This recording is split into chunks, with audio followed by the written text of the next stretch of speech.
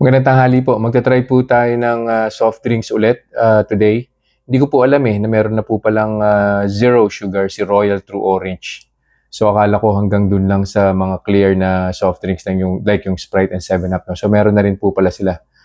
Unfortunately, hindi po ako nakakita ng malaki nito eh. So ito lang po yung meron in can lang. Ayan. Royal Zero Sugar.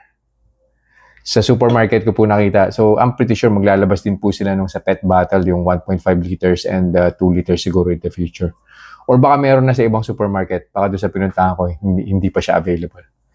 So, same thing. Kumuha na po ako ng blood sugar baseline through the OTI CGM. Yan. Currently, 121 po. Inumin ko po to. Tapos, balik po ako after 2 hours and we'll see kung hahatakin ba niya pataas yung blood sugar ko.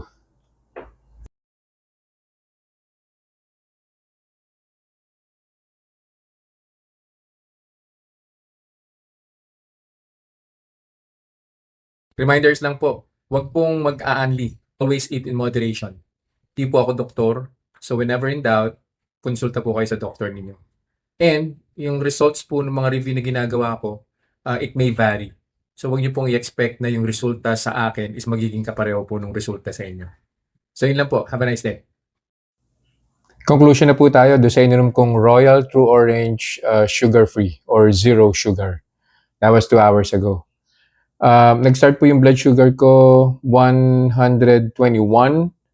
First hour, makit po siya ng 5 units, 126. And then after a few minutes, nag-128 pa po siya. So yun na po din po yung peak. And then in the second hour, actually 10 minutes before the second hour, kumuha na po ako ng blood sugar reading. Well, naka-CGM naman po tayo. 124 po. So pababa na po siya. Hindi ko na po tinapos yung second hour kasi liquid po itong tinest ko eh. So pagka liquid, napaka-aggressive po niyan eh. Kung may blood sugar spike po yan, tataas at tataas po kagad yan. Since pababa na po siya from 128 na peak, nag-124 na po siya before the second hour, I'm pretty sure on the next 15 or 30 minutes, abot na po yan ng 100, 110 siguro. Or probably less than 100 pa po. Ang conclusion po natin, kung gusto niyo pong tumigim ng Royal True Orange, basta sugar-free, zero sugar, wala namang pong problema. Huwag niyo na pong aaraw-arawin.